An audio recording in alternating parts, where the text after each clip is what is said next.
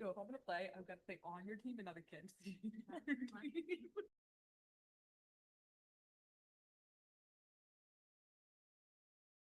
All right, we're ready. Okay, I'd like to call to order the Highland Park Board of Education Hybrid Special Voting Workshop Meeting for today, Thursday, July 10th, 2025. The New Jersey Open Public Meetings Act was enacted to ensure the right of the public to have advance notice of and to attend the meetings of the public bodies at which any business affecting their interest is discussed or acted upon. In compliance with the Open Public Meetings Act, the Highland Park Board of Education has caused notice of this meeting, setting forth the time, date, and location to be submitted for publication to the Home News Tribune and Courier News and posted on the board's website at least 48 hours in advance of this meeting. Members of the public who wish to address the board will be given the opportunity to do so before the board adjourns for the evening. Can we do a roll call? Dr. Beatty? Here. Ms. Cassell Dunn? Here. Dr. Coleman? Dr. Pixley? Here. Ms. Preuss? Dr. Schoolman? Here. Ms. Stanio? Here. Ms. Bardman? Here. Ms. Voorhees? Sarah just got here. Denise. She said here. Oh, she did. Great. Okay, I didn't hear it. Thank you. Sorry. Thank you. Okay, now let us stand for the Pledge of Allegiance. I pledge allegiance to the flag of the United States of America and to the republic for which it stands, one nation, under God, indivisible, liberty and justice for all. Okay, as this is a special hybrid voting and workshop meeting, we only have one agenda item that will be voted on today.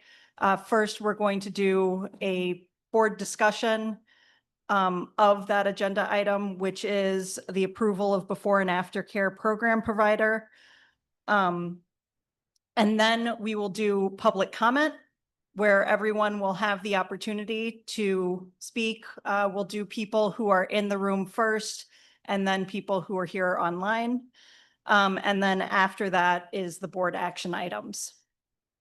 So I would just like to take a moment to go over why we're having this meeting today and how we got here. It came to our attention it came to the board's attention in April of this year that our current before and after care program was in severe financial distress. In order to deal with that, we went to our financial auditors and received a recommendation from the auditors that we should outsource the program. It is very important when you're dealing with these kind of financial issues for auditors.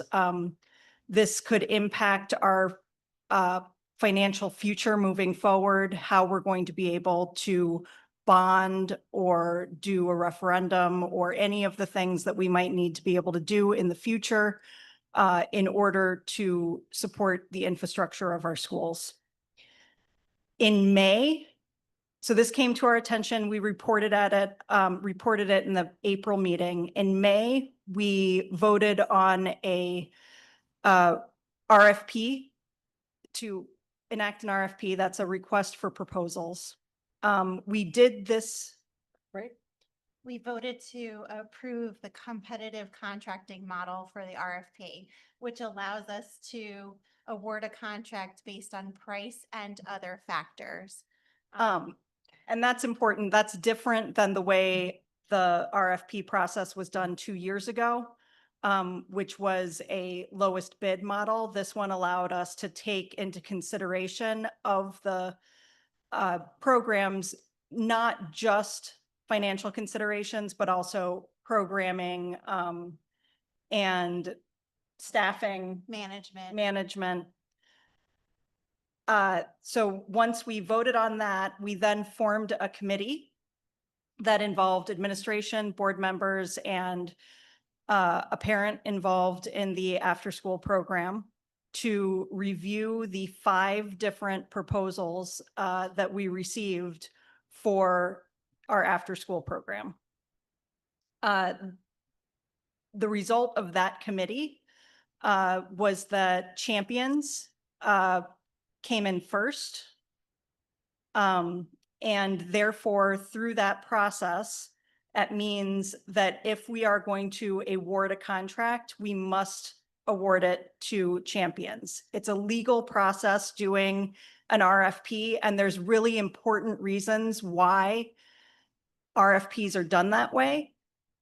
Because if you didn't have a legal process like that, and because we are a public entity, this is in order to protect against corruption so that we aren't awarding a contract to Dan's brother.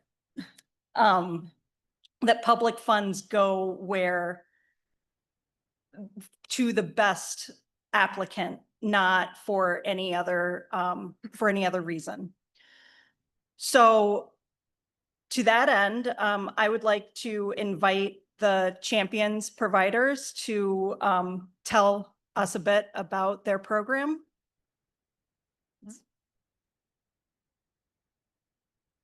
Yep. Oh, yeah, sorry, here's the mic. I had it ready. All right, can you hear me?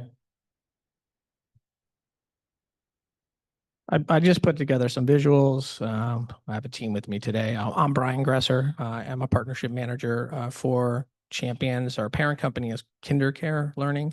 And I'll go through a little bit about what this is, but I'll let Storm introduce himself. Hi, families. My name is Storm Matthias, area manager. I oversee a couple of schools in New Jersey and New York and the New York City Mets daycare. Hi, everyone. My name is Lindsay Capitasso, also Champions area manager here in New Jersey and also overseeing New York programs. And I want to start off by thanking Highland Park, the board, everybody in the community, the parents, everybody watching. We're very excited to move forward and to work with you guys. As a company, we have a family of brands. Am I goofing that up? Sorry. So KinderCare, you might have heard of KinderCare or seen KinderCare centers throughout the country. We have over 200,000 children that we're serving throughout the country. And then there's a Champions brand, which is the school brand. This is what we provide and bring to the school districts. And then we also have what's called Creme de la Creme. These are higher end learning centers throughout the country. I know there's one in Flemington. I drive by it all the time when I'm out on the road. So, and as a company, we also have some other products and things. We do before care programming. We do summer camps, if that's something in the future for the district. We also provide those. We have backup care. We have a work program too. So we go out to companies like Purdue, Dell, things like that, and they work along with us and we provide care for the companies. And then we also have game day. I see a Mets hat here. We provide the care for the Mets children. So when the Mets are playing games, the children of the players come to us. We provide care. I think Storm is the person who runs that. And then Lindsay, I think you do the Giants and Jets. So we have other organizations we work with as well. So we have in the last year, we're celebrating over 1,000 school districts throughout the country that we're working with. We're very excited about that. I heard we're up to 1,200 in going into this year. So I know we're moving in the right direction. And then if you haven't heard of us, we are throughout New Jersey. We do have a lot of sites here in Jersey. And what also sticks out to me is some of these sites have been with us for 20, 30 years throughout New Jersey. So we've been a fixture within the communities that you guys live in. And we want to be champions of your school. This is a true partnership. Even though you'll be working with Champions, it's still the program of the school district. We partner at every aspect of it. We will work along with you. We work along with the community. So you provide the space. We do take the lead. We go through all the licensing. We do the scheduling. We do basically pretty much everything. So turnkey means turnkey. We go through and help you along the process. We also help the community when it comes to tuitions and salaries. So we do provide subsidy. We do work with you to get parents who need some assistance to get their care provided for. And we provide every school that's going to be working with us $26,000 worth of materials along with the program. So that comes in a cart. We bring it to you in a white glove delivery, and we put all the material together. It's on wheels. So if we have to move around, we do move around as a program. So we're all set on that. So as I said, this is a partnership. Even though we do have a program, we have a curriculum that's accredited, that's nationally accredited. We do work along with you to customize the program to fit your needs, because even within one district, there might be two schools that have different needs. So we work along with you throughout the process.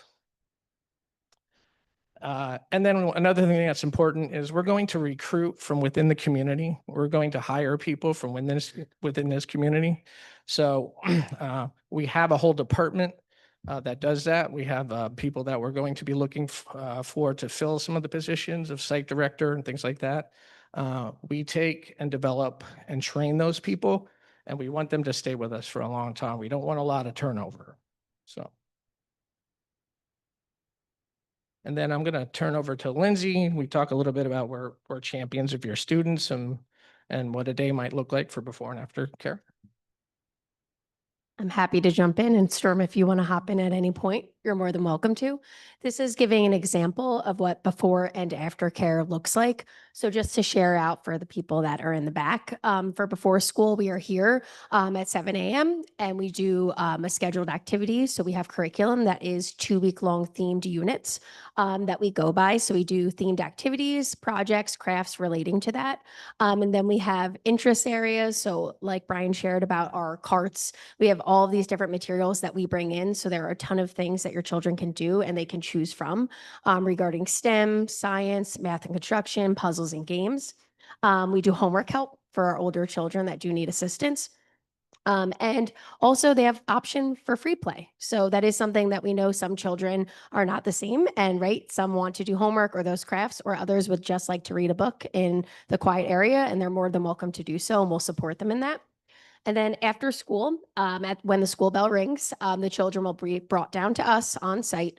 And then we will mirror kind of what we did in the morning, but doing a themed unit activity, a group circle time, homework help, and we do clubs. So different things that the kids are interested in, and we do that throughout the week.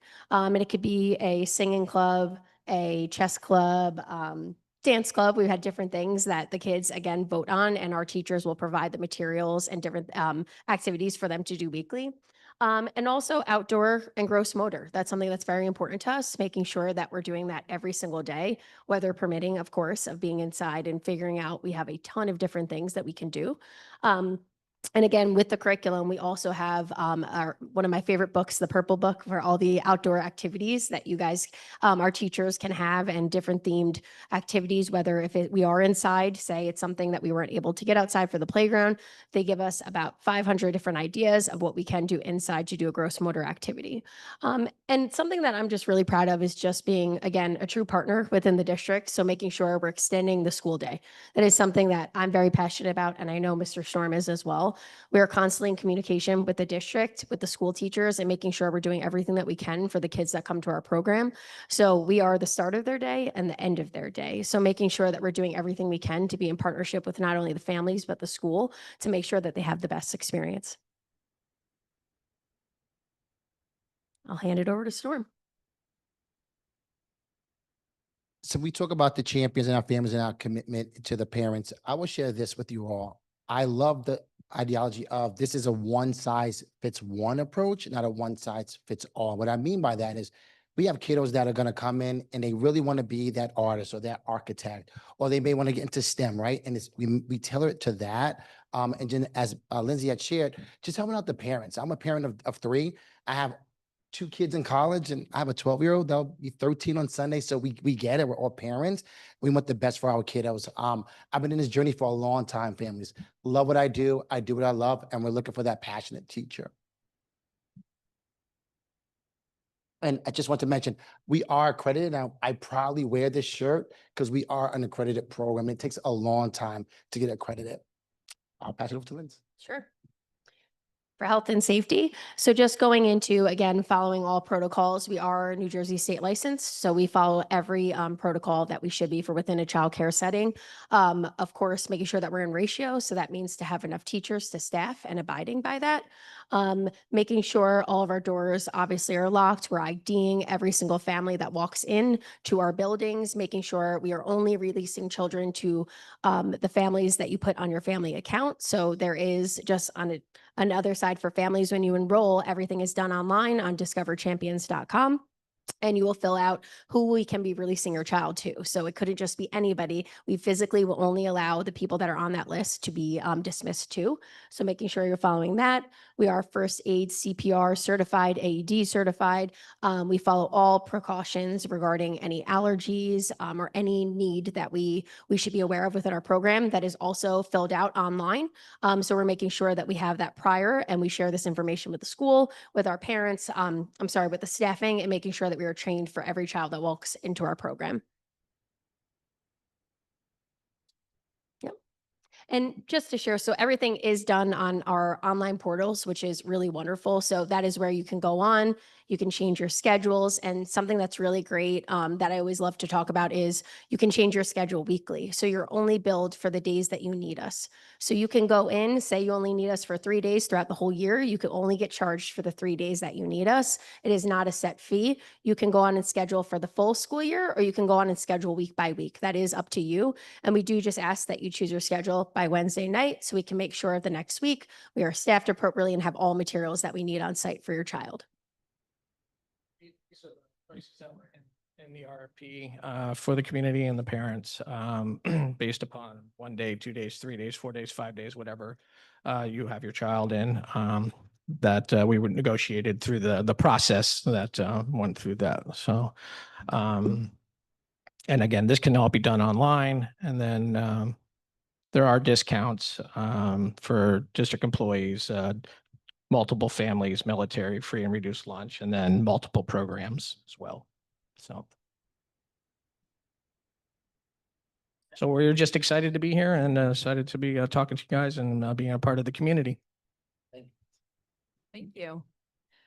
All right. So at this point, what we'll do is if you could just hold on to the microphone, all can have a seat, but my recommendation is just hold on to the microphone just in case somebody has a question and we need clarification. Maybe we'll do it that way. So we'll open it up to board members. If you have specific questions or comments, we'll open to discussion. Good.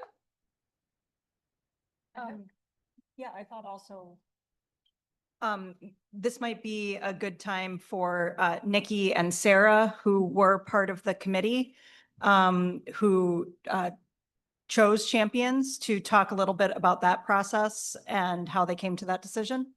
Sure. I'm Nikki, would you like to go first, or should I Yeah, do I the can go voice? first. Okay, Yeah. great.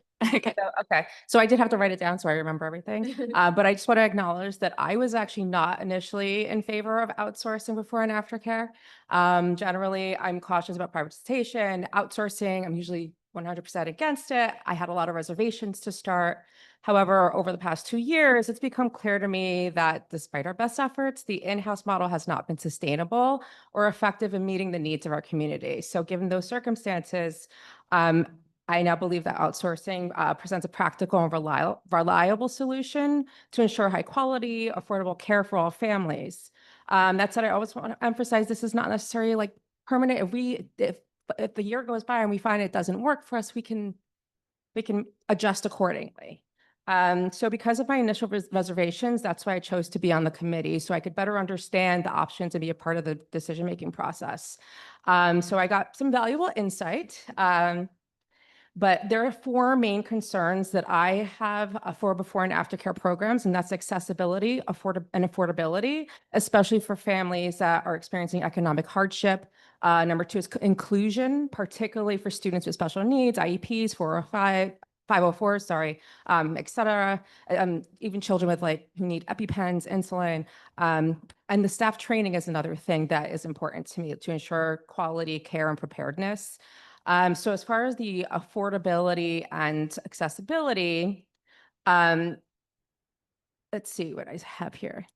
So the program is just a little bit higher than what we're charging before, but it's structured more like an enrichment program rather than like a daycare or babysitting type of program. They offer a combined discount for families, which is, I think, more fair than only discounting the second child, as some other places have done.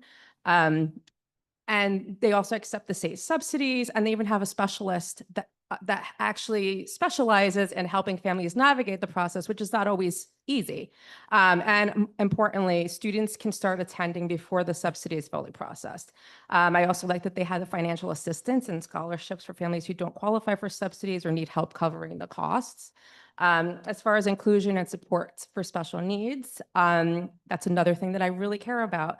They have experience working with children with IEPs, 504s, and they even mentioned that they have experience with those who elope. So we do a few of those children. And it seems that they have a dedicated inclusion team, which is something I haven't really seen in a lot of other programs. And for health and safety, another thing that's top of the list, another thing that I did like was that they do require everybody, all their staff, to be trained in CPR, AED, first aid, but also EpiPens and insulin, which are emergency situations. And if the children don't have access to that right away, or somebody who knows how to do it, it can be a very dire situation. And they had a comprehensive emergency response plan, which, gave me peace of mind. Just a few more things. So the other thing I went over was the staff and training and quality. There's ongoing staff training and safety education, childcare, not just the one-time onboarding. They have a strong employee retention rate, which I saw as a sign of a stable and committed team. They don't rely on screens, which was a big deal, unless it's Chromebooks for homework. And they do have homework support built into the program. And then they also offered early dismissal care to help working families. They have drop-ins if you have an emergency situation. They agreed to continue the middle school after school program on site. So that was another important thing for us. And they seem to be efficient and organized in licensing and have a solid transition plan to be ready by September. And I really appreciated their approach to communication with regular newsletters, family events, reports, updates, photos shared with families who give permission. And the transparency, I think, helps build connection and trust. And I could see that the director took her job seriously and deeply involved in the program. And they also expressed a strong desire to become part of our school community, like joining the PTO or attending board meetings and being visible and active in our school. So those were all I took extensive notes. So all the things that stood out to me that I found to be very important. Awesome. Great. Is now the time for the voice from the sky? Go for it. Voice from the sky, Sarah Pixley.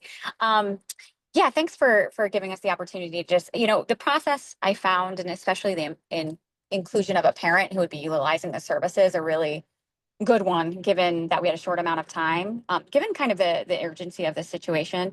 And just a kind of a reminder to folks, when I think as a parent a couple years ago, not being able to certify, say, whether there was CPR trained person in the room. And these are the kind of things we're really looking forward to as we took it in-house over the past year, and learned that, there's a reason why of the 546 districts, very, very few actually do this in-house. We can't carry that negative balance. And, so for when you think about what our options are, really excited actually about the ones who are expert in this, who are a business. We are not, we're in a different business, not one that, can carry kind of a negative balance like that. So it's really important to balance, what our choices are versus, the immediate need to actually find a company that we felt could do this and do it with confidence, with a great programming that we heard about. So just kind of an overview of going into the room and going through the RFPs and really thinking about the parents and what they've been telling us over the past year. things like programming, things like affordability, things like no screens, safety, being able to guarantee the certifications and training. Those are all very top of mind. Similar to Nikki, I think we had the same kind of guiding principles. Couple of things I'll just say. I want to reiterate that just actually make me very excited about being able to have folks have access to this kind of service that just didn't exist before. So, the experienced area coordinator that's very hands-on, just the one to note in our particular region, has one of the highest retention rates for the staff across the country. So I think that's very notable to tell you a little bit about particularly our local region and what that would be like. The development appropriate curriculum that is evidence-based, I think is an important piece. And, I can't understate that, the inclusion team, things like subsidy support, things like offering assistance for those while they're in the these are all things that, this is why it's really hard for us to do, right? We don't have a whole inclusion team that could support this. We don't have a licensing team that would support getting this up and running. They've been doing this for years, as they pointed out, some 20 to 30 years within the state of New Jersey. So they can really help us navigate this to get a program up and running that meets all of our standards. And it's not just in my eyes. I didn't walk away from the process saying, oh, this is kind of, I really walked away saying this is, sorry, hold on, I've got children, saying this is the best situation for us. I'm actually, again, really excited. I think the other things too, when you think about what stood out was, when we have half-day school, you can actually have extended and during break periods, you can get care. And the flexibility, having 24 hours, I believe, correct me if I'm wrong, where you could drop in the next day, just have to give notice because they take their ratios very seriously. So they're able to kind of staff that given the demand, and being able to do it on a week by week basis is really an asset to families. And I think those who need the flexibility and need the support, the communication plans, I was really impressed by the newsletters. And, it was kind of an interesting when we asked the question of, well, what if for me as someone who thinks about how are you sticking to the program? It's like, how do you make sure we're sticking to the program? It wasn't even a question really, which is that's just, the expectation is there's communication with the parents. They've got the methods and the modes already in place to make sure that's happening continuously, which I think is really important. The activities that they're doing, you've got transparency into it, and you're getting continuous newsletters to confirm and kind of get excited and journey through this with the kids. So I'm wondering if let me see my notes, if there's any other, all of those things just make me really excited about the fact where we're landing today, and the ability to offer this as a service to more families. And I would expect something like this, because it does offer more flexibility and tighter programming, quite frankly. I'd imagine, we'll be able to see this expand potentially. So that'll be something to watch. And also, as Nikki said, we can evaluate this. They've got polling for how it's going that feeds back, and we'll have access to that information so we can kind of, evaluate as we go through the first year. The other thing, I think just to note is where others didn't quite meet the bar, it really were the things that we heard from the parents, which is, we don't want students just, sitting in front of a screen. That was a big no-no. And, really importantly, we need to guarantee, the safety of the children and just the robust training and certification. It wasn't just about making sure that, medication could be delivered when we needed it. It was also, to me, it represents a commitment to the staff. The training helps you not just in your current role, but also helps you in your future career as well, because you've got the certification that you can take with you where you go. So those are the many things I think that, I would share, and, happy to discuss more, but, that's my piece. Hopefully it's helpful. Thank you, Sarah, and thank you, Nikki. I just want to add for context. So to explain the process, so like Anne said, we received 5 proposals The committee received those proposals in advance of a meeting. We had two meetings, but our first meeting, during that meeting, we review all those proposals and then we score them. We have conversations, and there were some things that, maybe we just needed clarification or had questions on. So we kind of noted those things in some comment areas on the score sheet. Then what we did was we gave them to the business administrator, and she tallied up our scores. And then the top two proposals, we invited them back for a second meeting. During that second meeting, we were able to ask some clarifying questions, because sometimes a proposal in a paper doesn't give you everything. So we were able to ask some clarifying questions and just kind of dig a little bit deeper, and really, obviously, to meet the people that are going to be, running our program and staffing our program, and making sure that they're a really good fit for our community. And again, like I said, the clarifying questions. So that was two companies. And then afterward, I think, as you heard from both Nikki and Sarah, we were blown away by Champions. After that process, then we shortly after, we did our due diligence as well and contacted some local school districts just to get some feedback as well.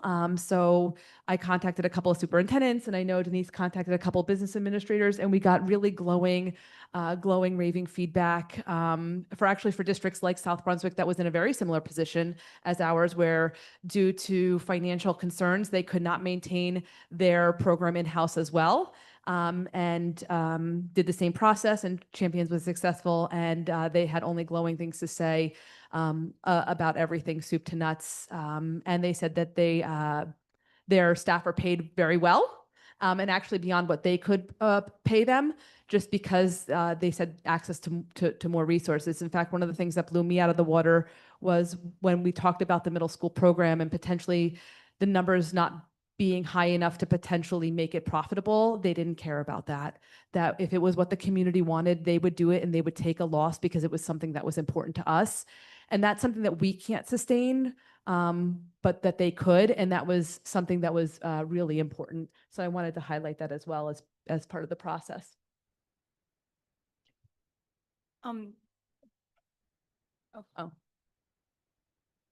Ethan? Sure. I'm sorry, Anne, were you going to say something, or Dr. Suska? I do some remarks. So, I'm always grateful for the work that my fellow board members put in, especially this case. Nikki and Sarah, and I think Allison as well, were on the committee and have clearly just taken it so seriously. And I'm very grateful for that. So this is a really important vote. So I just wanted to take a second and explain how I've been thinking about things. First, I want to acknowledge there are many people in our community who feel very strongly that working with an outside organization to run aftercare, especially the organization we're looking at tonight, would be a mistake.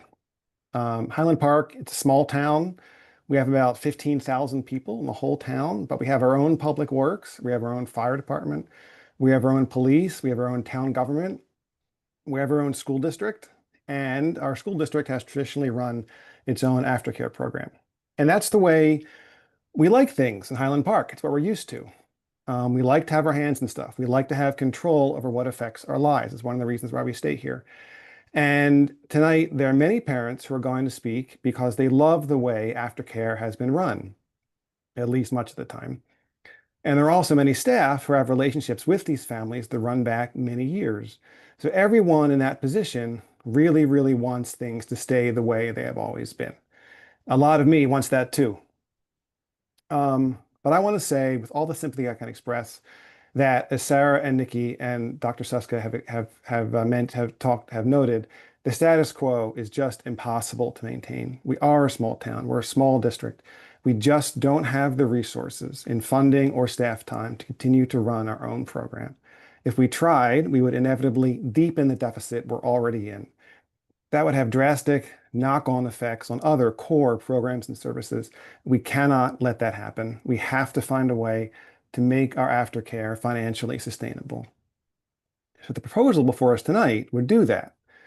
But one argument we're going to hear a lot of tonight, I think is quite possible, that the Champions program, which is a division of a very large company, KinderCare, would do a bad job running aftercare and might even expose our children to unacceptable risks. This is a serious concern. but I do not believe this is the case. The board administration put this contract out for bid. As Dr. Suska has mentioned, we received 5 proposals. Of these 5, Champions was the best. The written proposal, which I've looked at, and answers to our questions, which I've seen as well, describe a program that aligns beautifully with our district's priorities in social emotional learning, academic enrichment, and diversity and inclusion. The committee reviewing the proposals spoke at length with the regional area managers who will be standing up the program in Highland Park, and found them, as I did just now, to be deeply impressive, confidence-inspiring people. Crucially, for the relationships that mean so much to Highland Park parents and staff, Champions will prioritize, and we have this in writing, hiring existing staff, and will ensure that they receive up-to-date training and can perform tasks to assist students with special health needs. Champions has a long track record of serving schools in New Jersey. According to the prospectus, they run programs in 77 schools in 19 districts. That is a lot. And discussions with parents and staff in these districts, we have heard many good things. Now, no organization is perfect, and KinderCare is a big one. And among the over 2,700 programs that KinderCare runs nationwide, there have been some distressing and in some cases disturbing incidents. There have even been some substantiated incidents of neglect and violations of procedure at KinderCare programs in New Jersey. I want to be clear, and I know everyone else feels this way. Shortcomings of this kind will not be tolerated in Highland Park. I believe Champions has the potential to be an outstanding provider, and the risk of serious problems is low. But implementation is everything. For this reason, I think it is critical that if Champions receives this contract, the administration should commit to having management staff come before BOE committees and the full board regularly to report on progress, and so that we can raise questions and concerns. This is how it was done when we were running it in-house. It's how it should be done now that we're outsourcing. I have conveyed this conviction to the board chair, and I have confidence that board oversight of the privately run AFC program will be robust. We will not be handing over the keys and wiping our hands. We will do our job, and we will make absolutely sure that Champions does theirs. The contract we're voting on tonight is a 1-year contract with an option for the district to renew. And when and if we renew it, it can be for any period of time between 1 and 4 years. If Champions does not live up to our high expectations, we will not hesitate to look elsewhere. I want to end by saying again that I know this is a hard issue for many people. I respect there are different points of view. People feel strongly, and it's reasonable to have these different points of view. I believe that approving Champions to be our provider is the best course of action, and I hope that Champions will make the most of this opportunity to earn the confidence of the community in the coming years. Thank you.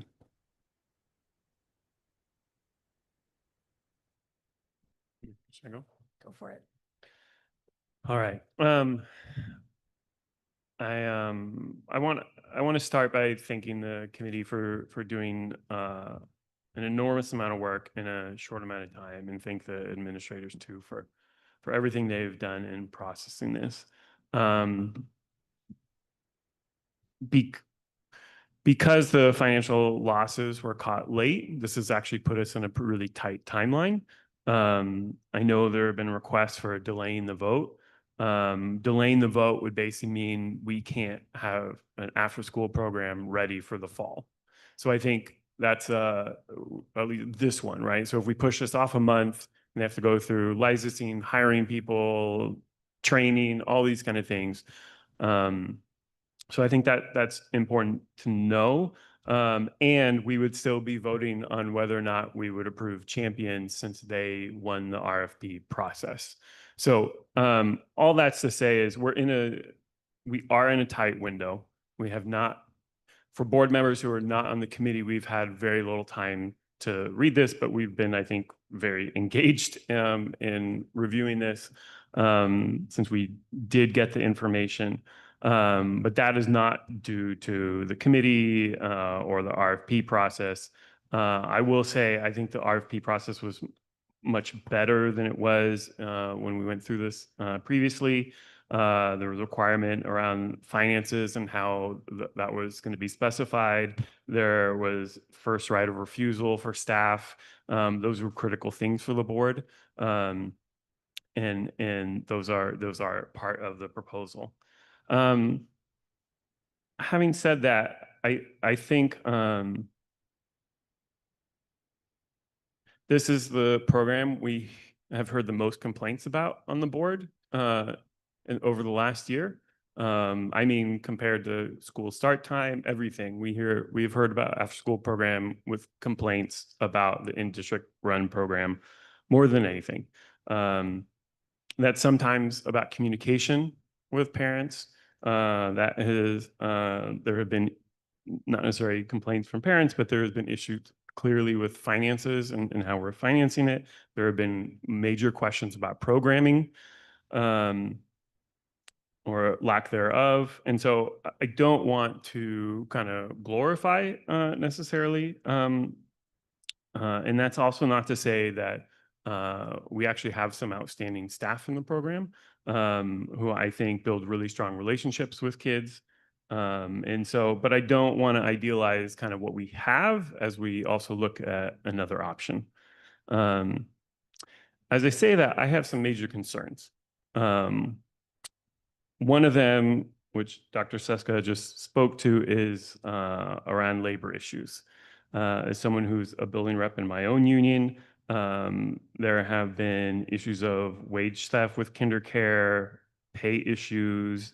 Typically, caring industries pay very low. And when those are in more corporate environments, they tend to be lower than in public schools. So I have some major concerns based on the history of kinder care around some of the labor things. I think this would be a partnership with while we would have a more local manager, this is really a partnership with a large corporation and privatizing an after-school program. There are options for outsourcing it, although the proposal we got didn't have a nonprofit option and so forth. So given the RFP and who applied, it was a question of whether or not we're privatizing. I will say that I've looked across all the programs that applied and put a proposal in, and generally across them, they are rated pretty low by their workers. And that's a concern. And there's all sorts of concerns from workers around working conditions, pay, so forth. None of them are much better or worse than each other, but it's a concern of mine for how the position we're putting staff in, even as staff has a first right of refusal. The question is, what are they refusing? What level of pay are they refusing? What quality of work are they refusing if they do or opting into as they make that choice? Yeah. So I have some major concerns, and that's in addition to some of the concerns that Ethan mentioned about some of the cases, both in New Jersey and nationwide, about treatment of children. And so I will say, I think this is probably the hardest vote I've had on the board. And I think there's a lot of different facets to weigh. I don't think it's an easy decision either way. There are a lot of complaints about our in-house current program. I think there are certainly some issues with, whether or not we go with champions or not. I think the piece that I think if we do approve this proposal, I think the major issue for me is what Ethan mentioned, which is how are we going to assess and evaluate this, given this is a year contract, and how do we do that in a timeline that allows for staff feedback, parent feedback, child feedback, so that we make this decision. If we have to make this decision again, we have time where we feel like the public had time to review this, had time to process it, because at this point, given our current timeline, that was really a matter of days. And so I think if this proposal does get approved, I think that will be a critical issue given the one-year contract, and making sure that if this happens, that parents, children, and staff are actually feel like it's successful, it's meeting our needs. If it's not, do we adjust? Do we look for another vendor? So yeah, so I think it's a really complex issue. I know we've gotten a lot of emails and heard a lot from the public because this is something that they're very concerned about, something I'm very concerned about. And I think it's there's a lot of different issues at play. And I think because of the timeline, that has also made people not have enough time to really process and review this, but also not be able to ask questions, get answers in what feels like a pretty pressurized and short window. So I will end with that.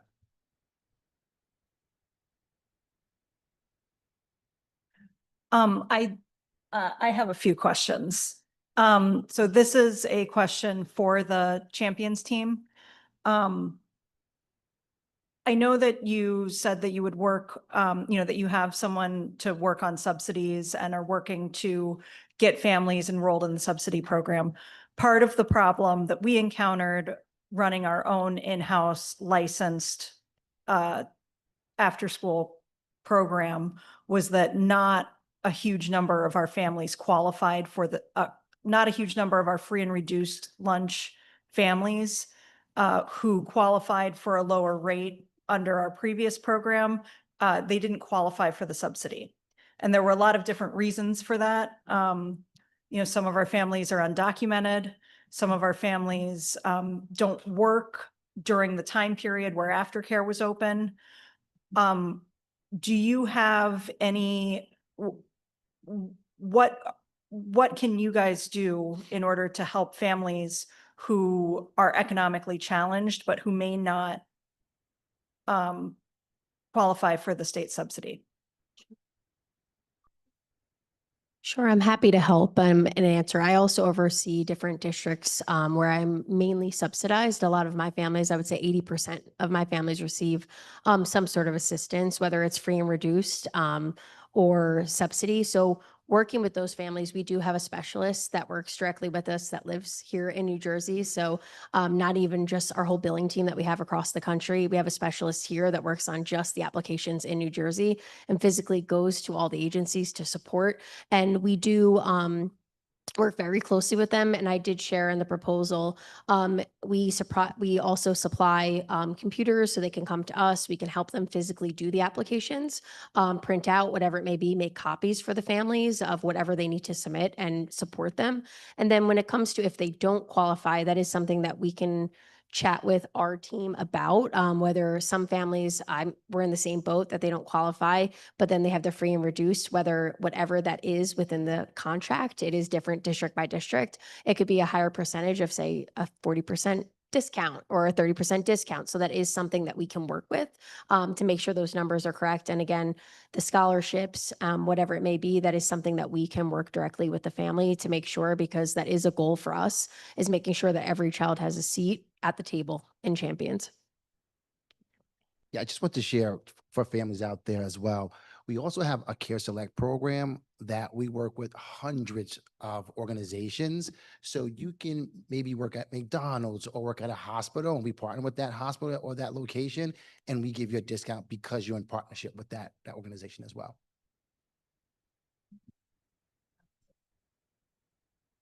Allison. Could I say something? Yeah. Oh, yeah. Oh, Allison, go ahead.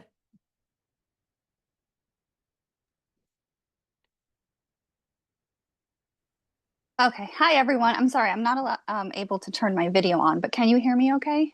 Yes. Okay. I had just wanted to add on to, the comments before. I share all the same concerns that Ethan and Dan shared. And I also share a lot of the positive perceptions that we got from the program that Sarah and Nikki shared, because I was able to be on that committee. I wanted to give some background in terms of my thinking, which was I was not on board with outsourcing in 2023. And I don't think a lot of people know that, because I wasn't really at the board meetings during that time because my father had passed away. So for me, building a local program was really important. And I was really proud that we were able to do that. And so it was very hard for me to hear that we were not going to be able to sustain this. So I went into our evaluation knowing that, you know, I was disappointed with not being able to keep things as they are, even though I knew there was room for improvement. But I was so excited to find a proposal that I felt met the needs of our families. And so, you know, I'm not going to reiterate what Sarah and Nikki said, but I did want to share that I was, you know, it was a bit of a turn for me as well. And I'm really excited about the programming that they're going to be able to offer. Thank you. And then, Anne, did you have a couple other questions or? Yeah, but I,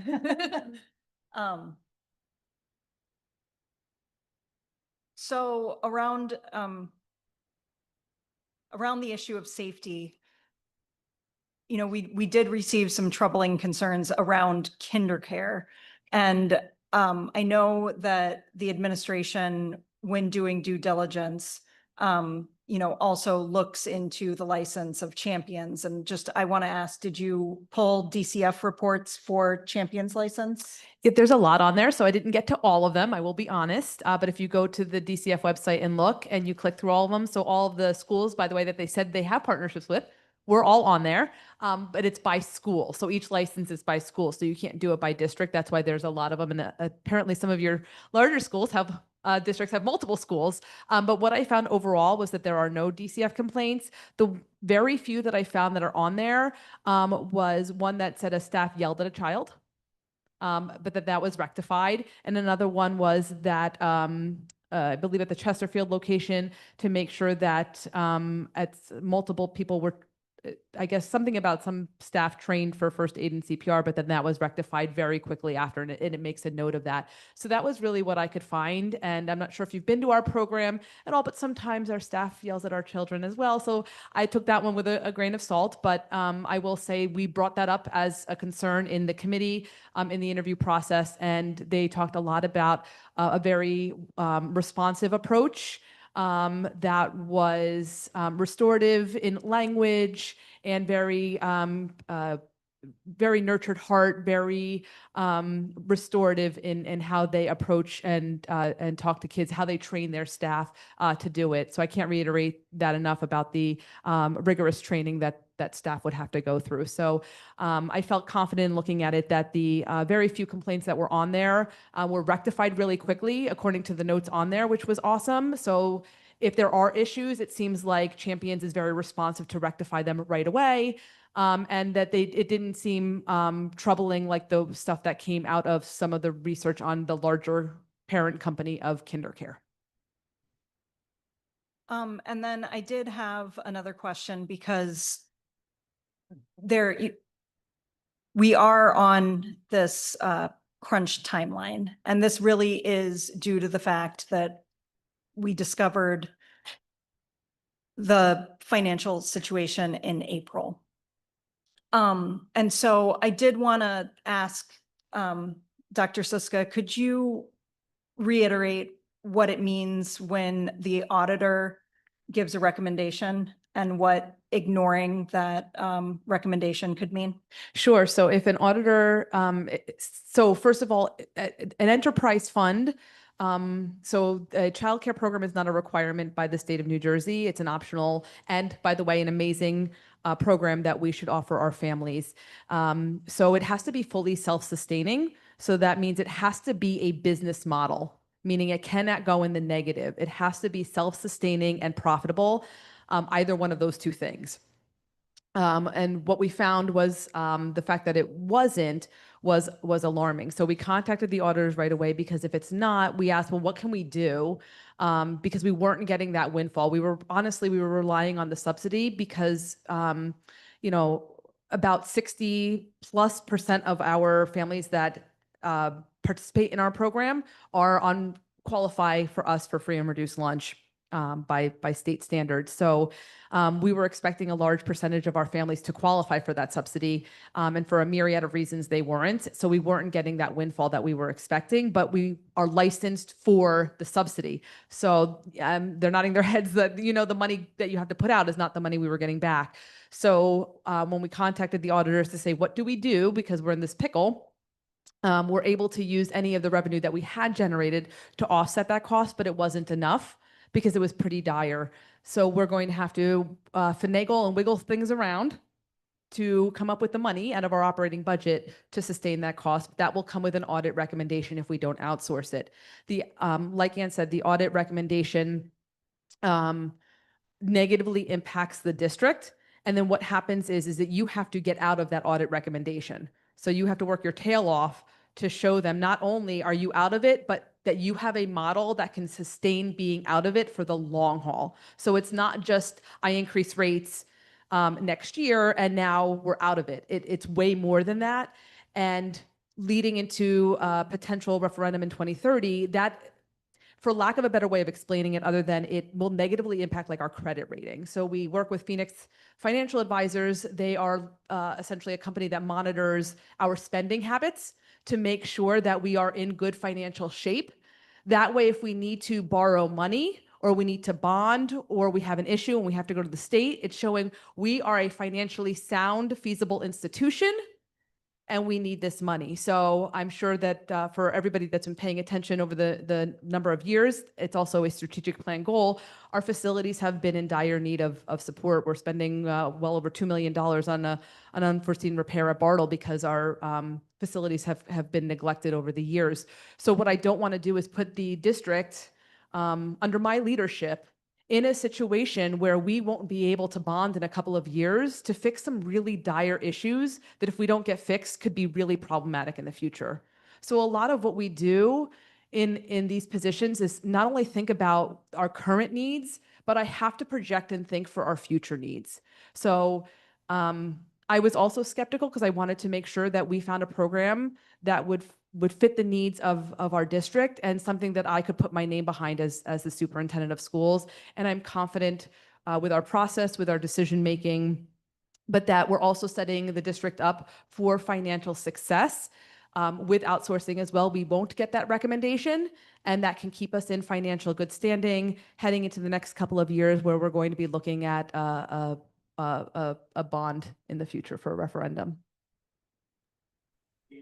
Yeah, I think, Go Sarah ahead, from the Sky, yeah, Sarah from the Sky speaking again. I think what's also helpful to, I think something that Dan really spoke nicely too about, being under the time pressure. So there's a lot of things we just have to navigate. And one of the pushes to kind of delay the vote, that the reality is that would mean, not having an before and after care program for the start of the school year. But I also, at least for, given the financial, issues and the auditor suggestions, and also, back to the old model and not having the safety and other kind of things in place. I mean, the only way you can really sustain a program like that it doesn't really meet the standards. And so to be clear, at least for me, in the way, I think about this, is it's not an option to not outsource it. And so, I think that's an important, we just don't have that. We're not a business that operates like that. And again, I think just so many other districts have put in the good fight and tried to do it, but it's just not really sustainable when you're an education institution and not a business, not in the business of running, a daycare center. So, or childcare center. So I think it's really important to just highlight that the choice is, at least in my eyes, is well, I think it's beyond just my eyes, right? With the recommendations and what puts us in a really strong position to support our families across the district is outsourcing it, and it is not an option to keep it in house. So I think it's more of a timeline where, if there's more questions and so on, to delay. But again, it would delay the actual programming, and and again, being part of the committee and having the questions and the reservations and going in with full confidence. It's whether we had, to just being, I think being part of that process, it was really helpful, as Allison kind of laid out, going in with some apprehension and then feeling good about the outcome.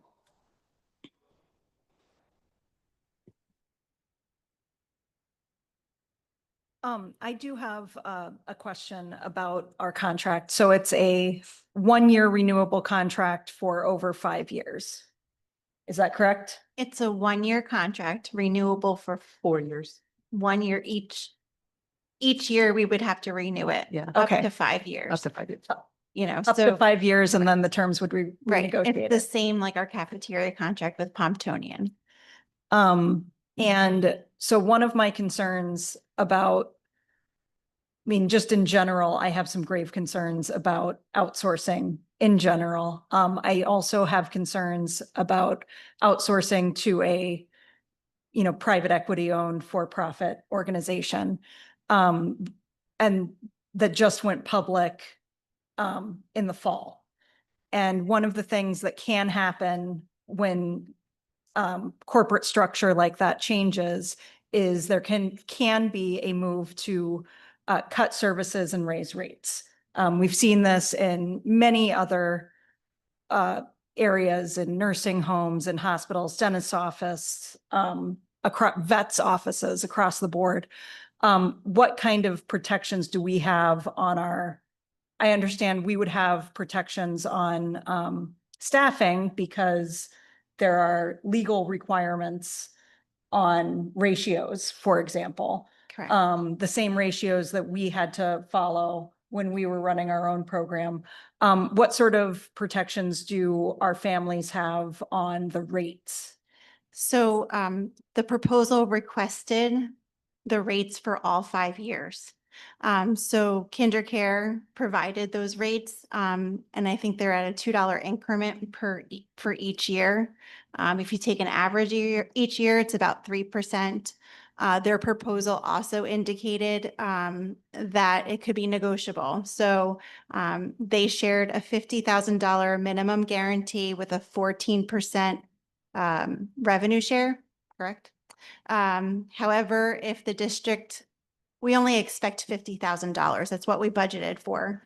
So if next year, if we only need revenue of 50,000, they in turn will take the additional projected revenue and keep costs down. So that's something that can be talked about with them as the contract goes forward. It's a discussion that we could have at our monthly meetings, looking at enrollment, looking at the revenue that's coming in. That's something that occurs typically in an outsourced contract. And then I don't know if you wanted me to speak to that. I'm sorry. I got that approved for you guys. I thought it was important because I read that. So it's not a normal practice for us. So we did have lower renewal rates for you guys. Of course, we know that we're being judged on our performance. I mean, we take pride in that. We talked about this at the interview. We grade ourselves through a company called Gallup. So Gallup's going to send a survey to your families on how we're doing, to your administration on how we're doing. We have to fill one out about ourselves and how we're doing and how we're getting paid and things like that. We've had the highest ratings in the last 6 years on that Gallup from not just us, from external people. So we take pride in that, but we also saw that that was important to you guys. We know there are some companies that come in with low rates and then they hit you in the following year, and we didn't want to do that to you. So. And I'm sorry, when does that, when would we get the feedback from that? Gallup? Yeah. Yeah, but it's when you know when it goes. Yeah, out. so thank you for that, Chair. So I'm glad someone had mentioned that. So every year in October, we'll go out to the families. And we will get the results within the next, it ends in November, right before teacher conventions. So it's a crunch. We want honest feedback. I want honest feedback. We want honest feedback. And the 3 levels are the admin staff, our parents, and our staff. Like, we're getting feedback from all 3. It is an obligation for our site directors and us as area managers to meet with every single principal and say, this is transparency. This is what we're doing well. We're human. This is what things that we need to do better on. And how do we get there? So we don't have to wait a whole year to say, is Champions meeting their expectations? It's November where we get our information. Yeah. And then we also incentivize with that. The proposal asked for 50,000, I think, dollars per year for rent.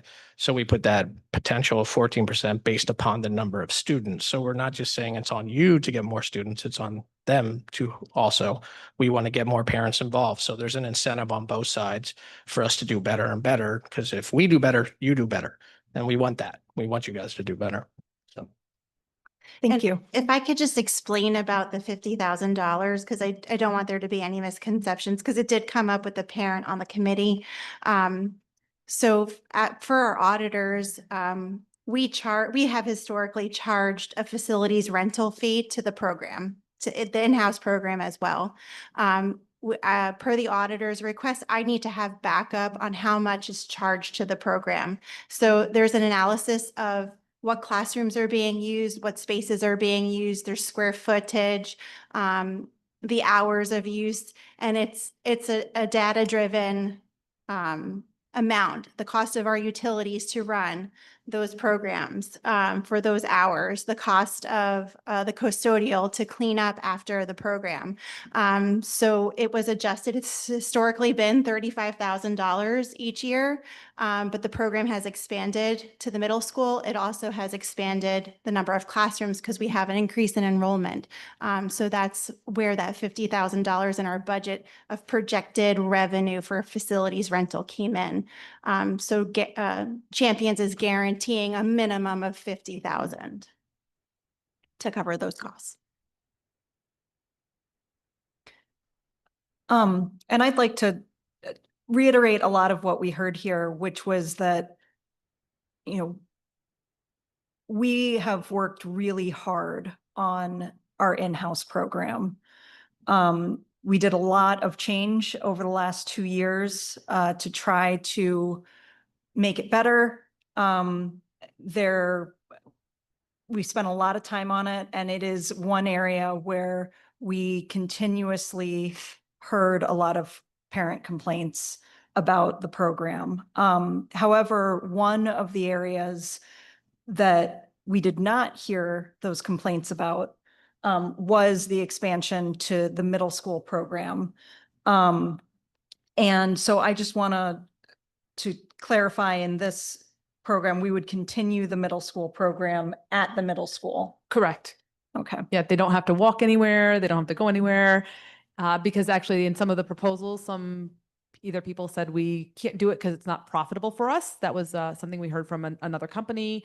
And others were that they were going to walk the kids over and things like that. So we had several different options. So we were very, very pleased and grateful that Champions wanted to keep it. The feedback that we got later on the year when we polled more families at the middle school was the potential for expansion. So we do think that there's some more and based on what Champions has to offer in terms of their programming, we think that it could actually be a really robust opportunity for our middle school families as well. One point of clarification there too, which I really appreciated about that part of the dialogue was, that was one of the core things in our RFP that was important to us. And so, they were committed to that. And one part where the conversation was, if it ever gets down to the point where there's just a couple of students, it's not so much, let's reevaluate, because it's too hard or not profitable. It was like, that's not really probably a good experience for those 2 students. And that's going to be this bi-directional communication that we're continually having. So again, the conversation is always, I think about what's best for the students, and in that response, I thought that was kind of highlighted, and that is true. We think we're going to continually be evaluating, how it's going for the students and what their experience is. So I appreciate that response.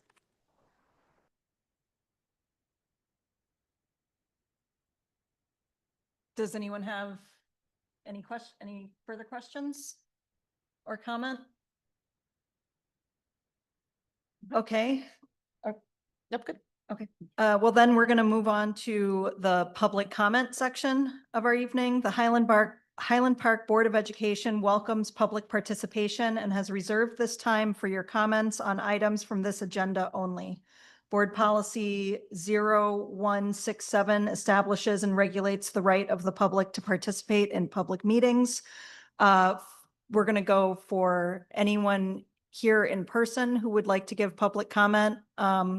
Please, we'll go first, and please go to the podium, give your name and address.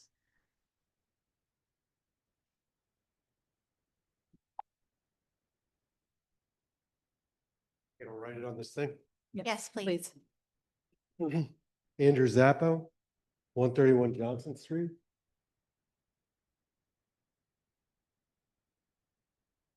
So I have a question with regards to something that was stated again and again during the course of this comment, question and answers, is that there seems to be this message that this was a surprise. But if the budget is being looked at over the period of time for 2 years since the last vote, how could this be a surprise? That you're short and the subsidy didn't come in? Was that a surprise? Or were you relying on the subsidy to sustain a program you already knew wasn't sustainable to get us to this point because this is what was eventually wanted for the district as a whole? That's my first question. So you don't have to answer, it's fine. The second thing I wanted to do was take a minute to read from a book that's been really near and dear to my heart recently. Be alive to the notions of emergency is one. The biggest wallet pays for the most blinding lights. And finally, if members of the professions confuse their specific ethics with the emotions of the moment, this emergency, they can find themselves saying and doing things they might previously have thought unimaginable. I want you to take those words, think about them. And I'm standing here mostly to make sure there's a comment on behalf of the folks who worked in this program for year after year after year, some who are in this room. And I heard you guys saying, we want to take into account their voices about how we're doing.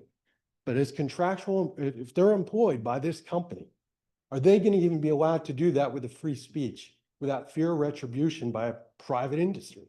Because that's generally not how they work. So I want you to keep that in mind. That's it. Thank you. Just going to write my address before I walk away.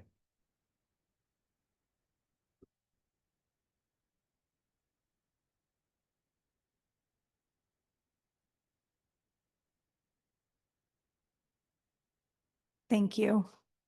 Is there anyone else for public comment?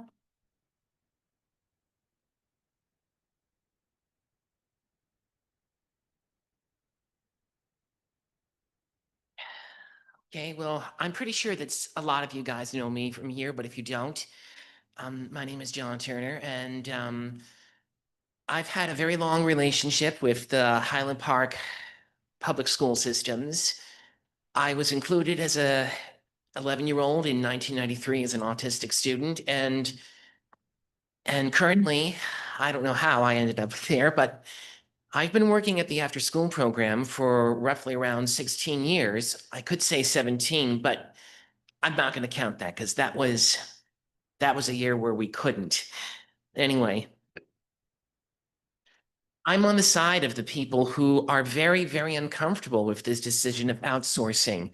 I understand the concerns that you have laid out, and I understand why you feel that this is a crucial issue. But unfortunately, I have several concerns about this as well. First of all, I agree that the after-school program, it's not perfect. It's not perfect. I agree. There have been some moments where we haven't always been great, but I feel like that as far as progression is concerned, this last year that we've had it from 2024 to 2025, it was probably the best that we've had it in a while. And I was overall quite pleased with it. And so that's why I was really, really shocked and, almost pretty upset by this decision to outsource it, because what worries me are my colleagues and my bosses, Colin and Jackie. I mean, I'm very concerned for both of them because they both have worked really hard to help improve things at Bartle School. I mean, if it wasn't for Colin, I don't think I would have improved myself as a worker. And so I really don't know how to take any of this, to be honest. I personally am not very comfortable with this outsourcing decision. And 2 years ago, I argued that after-school program needs to stay in-house. And unfortunately, I still have to stand by that because this is almost like childcare all over again, where I got where we got shady answers about how to deal with specific kids, like those who have diabetes and LGBTQ kids, etc. And I'm not sure if I'm totally sold on this right here either. So ultimately, I truly am very, very reluctant and I'm very hesitant about going through with this. Now, of course, if my words don't make any sense to you, and if your minds have already been made up, just know that I do have some concerns about this, and I hope I don't ruffle anybody's feathers around here. But I've been very proud to be part of this after-school program for quite a long time now, and to lose it would be absolutely unimaginable, either through outsourcing or through not having it at all. But either way, this is something that I really have to call into question, because the parents and their staff members have relied on this program for a long time now. I've been at that program when I was in 1994, when I was a fourth grader. It's been a good service for 35 years. I just don't understand why we should even throw it away, even if the option is unsustainable. I'm asking if there's maybe another solution that we can come up with so that we don't head into what I feel could be a potential mistake. But I do respect everyone involved here. I'm just speaking on behalf of how I personally feel about this, and I hope you guys take my concerns into consideration, because, well, I'm very worried, not only for my bosses, but for my colleagues and for my relationships that I've established with the families and the kids over the years. I would hate for any of that to go to waste. So, thank you for hearing me out. And I hope a better decision can be reached. Thank you, John. Is there anyone else in person who would like to speak? Do we have anyone online?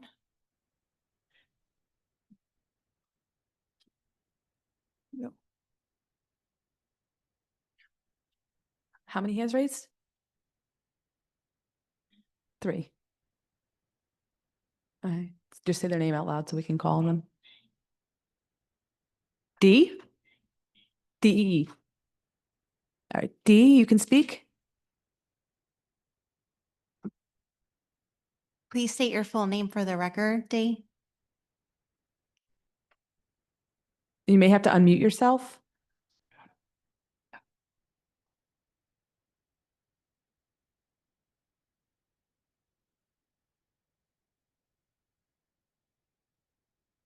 Okay, so, well, yeah, we'll come back to D. Okay, Elizabeth? Hi, sorry, I'm in the middle of traveling. So just give me 1 second. Sorry. Hey, sweetie, just head inside. I'll be in a second. So my name is Buffy Wild Greenberg, 60 North 7th Avenue, Highland Park. So, I say this in the, spirit that John shared his comments. Oh, no, honey, I'm talking to the board. And so, I would just like to say, like, this is right out of the privatization handbook, right?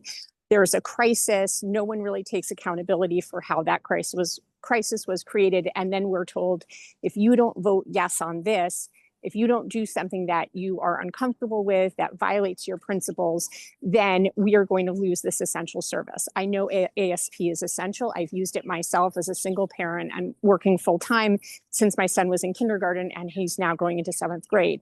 The fact is you have to question the person who's giving you that message. That is how privatization always works. And we do not make a bad decision like contracting with a company like KinderCare because the administration mismanaged a program and has been trying to privatize it for years. The old program was financially sustainable. The administration upended it. And now we're in a situation where, as Andrew said, if there were financial troubles, there is no reason why we should be handling them in July. They should have been realized much earlier. And that is not a justification for contracting with a group like KinderCare. I just want to say on KinderCare, I mean, I don't know where to begin. I know for a fact that no one on that board sent their kids to KinderCare. I know I didn't send my kid to KinderCare because every time I Googled KinderCare, all I saw were lawsuits about them not, them discriminating against kids with type 1 diabetes. That was my first association. When I saw that that's who we were going to contract with, I did a little research. Last night, I spent a few hours on the DCF website and I read every substantiated complaint against them in New Jersey. There were so many. Most of them were about having improper teacher-child ratios. That was the majority of them. But a significant number were physical abuse that were substantiated against very, very young children, including a child who was young enough to have his diaper changed on a changing table. And I'm asking this genuinely to the board, because when people are rushed into making a decision, it is very easy to miss things. It happens to all of us. And so I'm genuinely asking if my email this morning highlighting just the worst substantiated complaints, if that was the first time you all had reviewed the DCF substantiated complaints against KinderCare facilities in New Jersey. The second thing I want to ask is if my email was the first time you learned about the $500,000 fine that they were fined by Massachusetts for serious labor violations. Because again, if you've got a gun to your head and someone is saying, if you don't vote yes, we won't have a program and all of these working families are going to be screwed, it's really easy to not look critically at things. What we're hearing from KinderCare is a sales pitch. It doesn't include the really horrifying stories of abuse. It doesn't include the fact that their own investors are investigating them for misleading them. This is not a reputable company. This is a corporation. It prioritizes profits over care. We see this in the private prison industry. We see this wherever there's privatization. So I'm asking genuinely, and if you don't want to answer publicly, that's fine, but I'm asking genuinely if my emails were the first time that you saw those reports, those substantiated reports of abuse at the New Jersey KinderCare facilities, and if my email was the first time you were aware of the over $500,000 fine for Massachusetts. I know other people want to talk, and I'll end my comments there.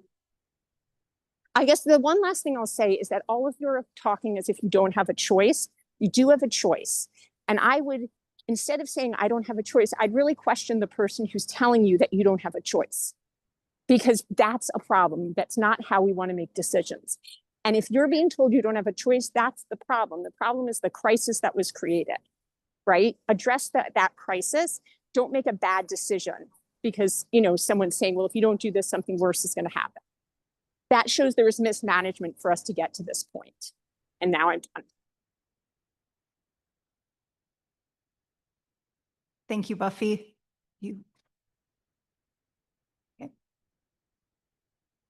Rob, go ahead. Yes, I'm Rob Scott at 25 South 2nd Avenue, apartment 1. And let me just say, I'd like to amplify what my friend Buffy just said. Y'all do have a choice, right? And I think exercising that choice now in 2025, living in the world we're living in now, is more important than ever. So to the board, y'all don't need to vote the same way. You can vote your conscience. It doesn't have to be a 9-0 vote. And I've been in many board meetings and I've seen it happen over and over again. Y'all made the decision in advance or don't feel like you can vote against your colleagues. You have to work on the committees. But it is okay to vote your conscience, and not everyone has to vote the same way. And if there's a vote that's 5-4, that's going to be okay for our community, and it's actually healthy and it's democratic. The program pitched by the KinderCare folks with all the slick salesmanship is all the stuff we can do in district. It just takes prior proper planning, and the district can hire local, can support a chess club, and so on. The district can do all of that, and we pay the superintendent to do that prior proper planning. And what we see is instead of getting prior proper planning, we get late notice of an unexpected financial crisis from a superintendent who tried to outsource the program a couple years ago. That says to me, the superintendent doesn't want the headache and just doesn't want the program. So what it says to me is that maybe the response should be to look seriously at how the financial crisis suddenly appeared in April, that's something the board should do as oversight. And you can vote for that kind of oversight, for a review of the superintendent. So here are 3 reasons to vote no against this proposal. First, there's ample evidence that KinderCare is unsafe, okay? My friend Buffy Weil-Greenberg, who just spoke, she's an investigative journalist and has provided the board with ample evidence to this effect.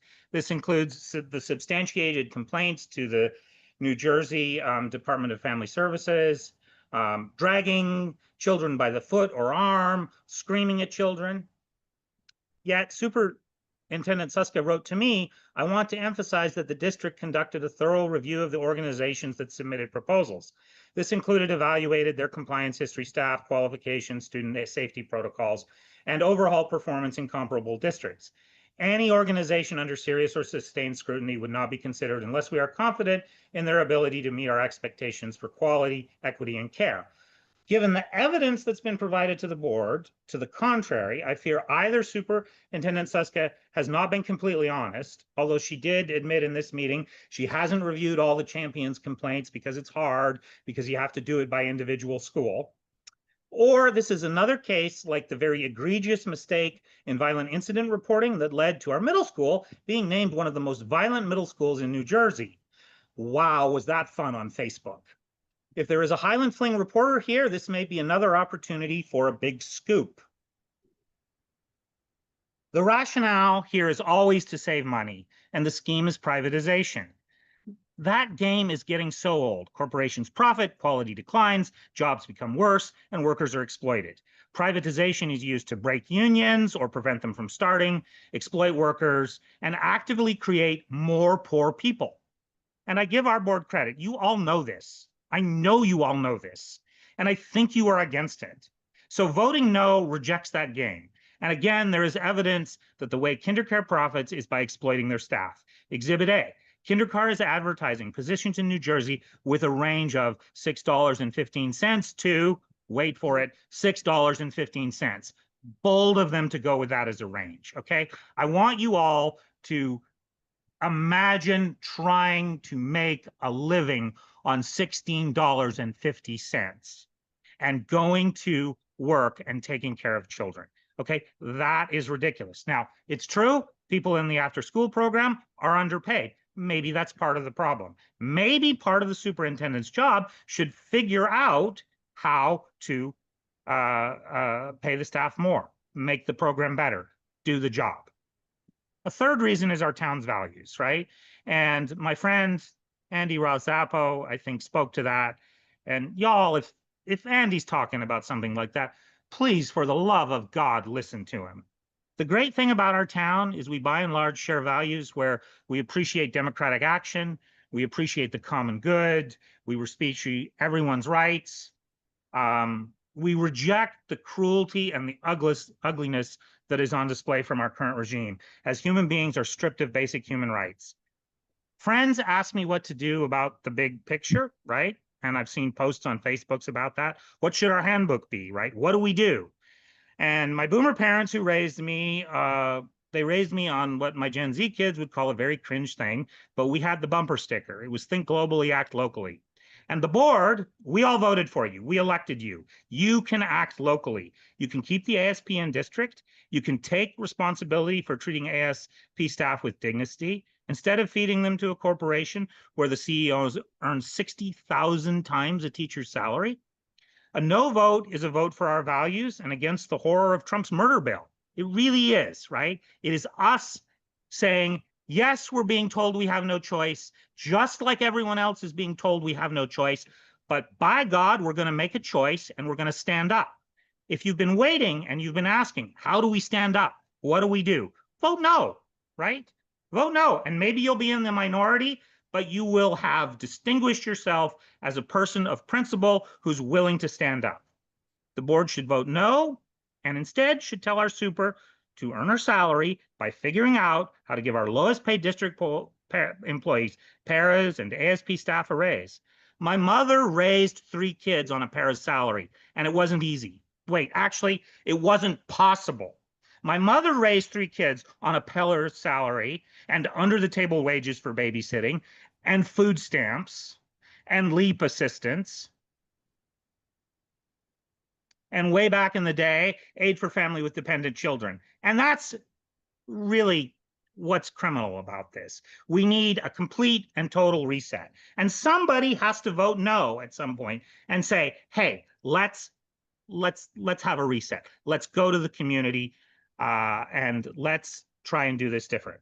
Superintendent says the reason is to save money and offered what I thought was some of the most absurd, magical thinking, announcing that Champions had generously agreed to take a loss in the middle school program. If you believe that a for-profit is really going to do that, that they're going to indefinitely take a loss, right, then I have that proverbial bridge to sell you. The profit will come on the backs of workers, like my mom, and at the expense of our kids. And it'll be really, really bad. And what we may see is there may be a few wonderful years, just like those early years with Netflix when it was super cheap and we gave our account out to all our friends and everybody joined. And then we will see the enshittification as the overlords from the hedge funds and KinderCare, the parent company, squeeze Champions or spin them off and sell it on the basis of we've got all these great contracts with New Jersey schools, which we bullied boards into taking because we told them they had no choice, because superintendents didn't want to take responsibility for something that was an extra job, and because we were scared. So I encourage y'all to vote no. Thank you very much. Thank you, Rob. Do we have anyone else? Go back to Dee. Samantha, go ahead.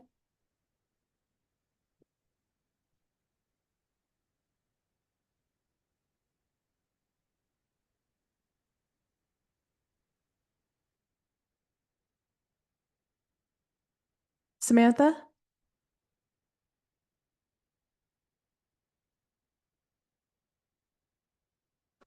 Hi, I apologize. Can you hear me now?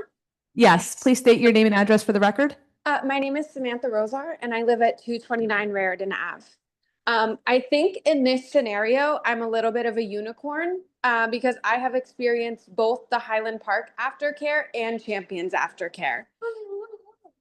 And I will say there are gigantic and very concerning differences in the two.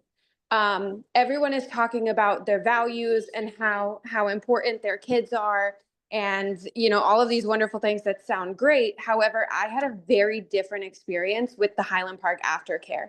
The very first week of school, the aftercare teacher almost sent the wrong child out with me because they did not verify anyone's licenses.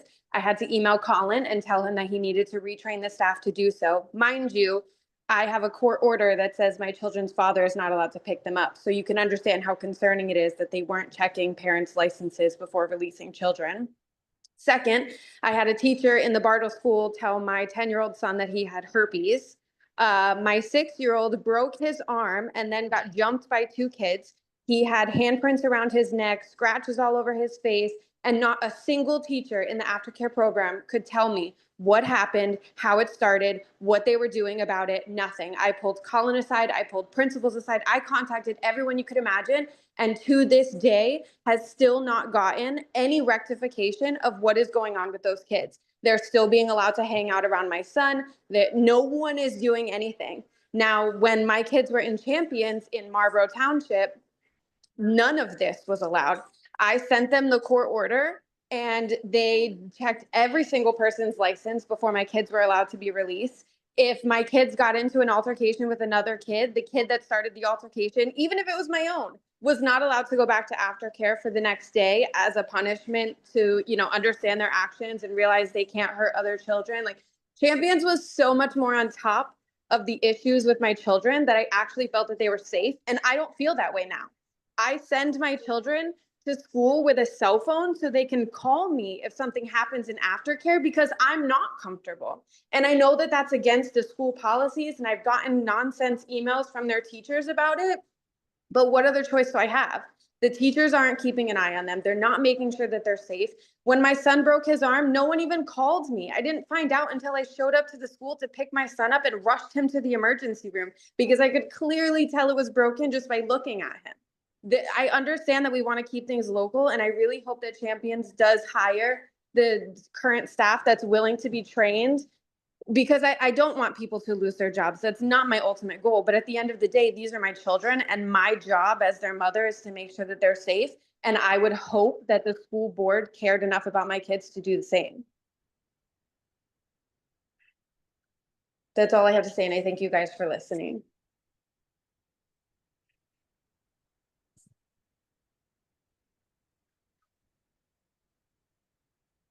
Dee?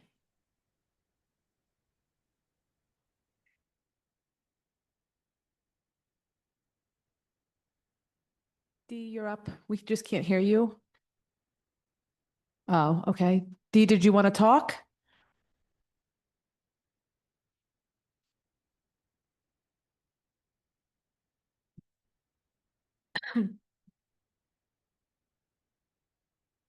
No?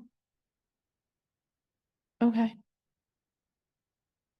Close public meeting, public Yeah. comment. So that's it. There's no one in person who would like to speak, and there's no one left online who'd like to speak. Okay, in that case, I will close public comment. And then we just move to the motion. Read the motion. Yeah. I move that the Board of Education accept the recommendation of the superintendent to approve awarding RFP CC 25-01 before and after school care program provider to KCE Champions LLC, the vendor that met the evaluation criteria in accordance with NJSA 18A:18A-4.1 and 40A:11-4.5. 5 RFPs were received on June 24th, 2025. Do I have a second? Oh, second. Second. Dr. Beatty? I mentioned this was a really difficult vote for me. And I really appreciate the work of the administration and the committee. I actually feel from my vantage point that I have to vote no. Ms. Cassell Dunn? I want to reiterate that this is my choice. I was against outsourcing 2 years ago. I am really impressed with this program. I believe is the best possible program for our students at this moment in time. I'm voting yes. Dr. Coleman is absent, correct? Right. She's not online? Okay. Dr. Pixley? Yes, I also think it's important to reiterate that from my perspective, this wasn't at least going through the process. It was done because it is a great option from our evaluation. And I do have experience also with the kinder care program. And so, I think it's, I am proud of the process and I vote yes. Dr. Schoolman? Yes. Ms. Stanio? So like I mentioned before, I'm actually very much against privatization and outsourcing, especially for a private equity company. But from my vantage point and the things that I've seen and know of, and the fact that I do have kids in this school too, who also use an after school program, I'm going to have to vote yes. Ms. Bardman? Yes. Motion carries. Okay, in that case, I move to adjourn. Second. Second. Okay. Thank you, everyone. Good night and congratulations.